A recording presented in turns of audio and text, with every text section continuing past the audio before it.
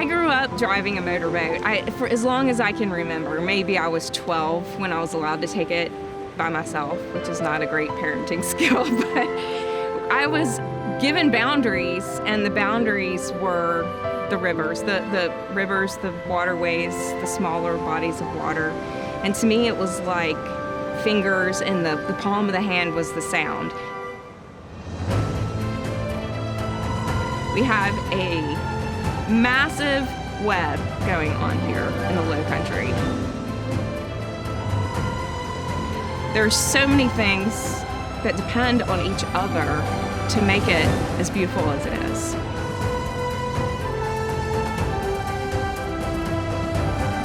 Hilton Head is definitely an ecosystem. It's got so much to offer with the beach and the island.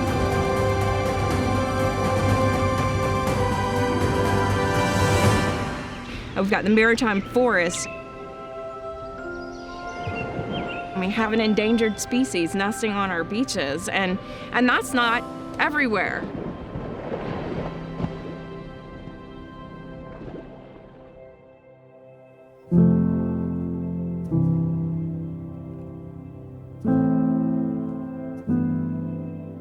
The turtles are part of the environment. They have been for 80 million years. All of this that you see is part of our environment together.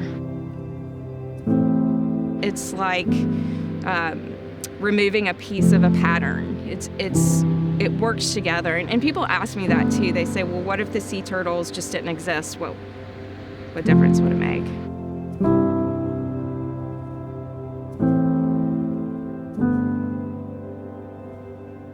I compare it to a Jenga puzzle. The tower where you pull the logs out, it doesn't fall. So maybe a species goes extinct, this one you don't see. But the sea turtle's at the bottom. When you pull that one out, it's got to make a difference. When you've got a species that is so hard to recover because the age of reproduction is around 25 to 30 years old, we have to be very careful with them, because although there are thousands of hatchlings leaving the beach each summer, we don't know how many actually make it for 30 years, but we're pretty sure only 1 in 100 make it to the Gulf Stream. I've had my share of get back up again. It's a 3-day swim, and it's 70 miles. I've lost count of the times that I've misread the signs, hoping that I'll find you around the bend. They use their eyes to find the ocean. Trying to find the end. And when it's dark, the only way they can see it is if there's moonlight reflecting off water, and they instinctually know to go to that. Waiting in the dark for you to sparkle through that door. But for some reason, artificial light will not let them recognize that cue. What are you waiting for?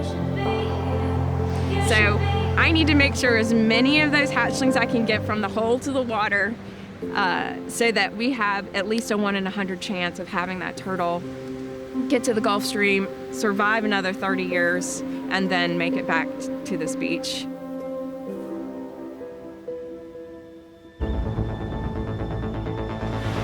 We start May 1st. We go out onto the beach. What turtle last year made it over that kind of scar? We look for the tracks. So incoming track. We make sure that there are eggs there. We mark the nest. We check them daily after 45 days. Every day we're going to check for signs of hatching. We have this GPS that we have an iPad Bluetooth connection with, and we have a map of exactly where our nests are.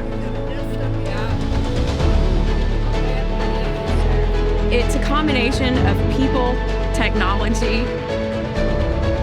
We've got 14 miles of beach that we have to watch out for. It takes a village, it really does. And their passion is so obvious. The technology and the personal effort and passion that goes into it is what makes it successful. Sea turtles have been on the planet for 80 million years. So an animal that can survive that long, they're keystone species. If something happens below them, they are the indicators. If the sea turtles are suffering, that means that there's a lot going on below that.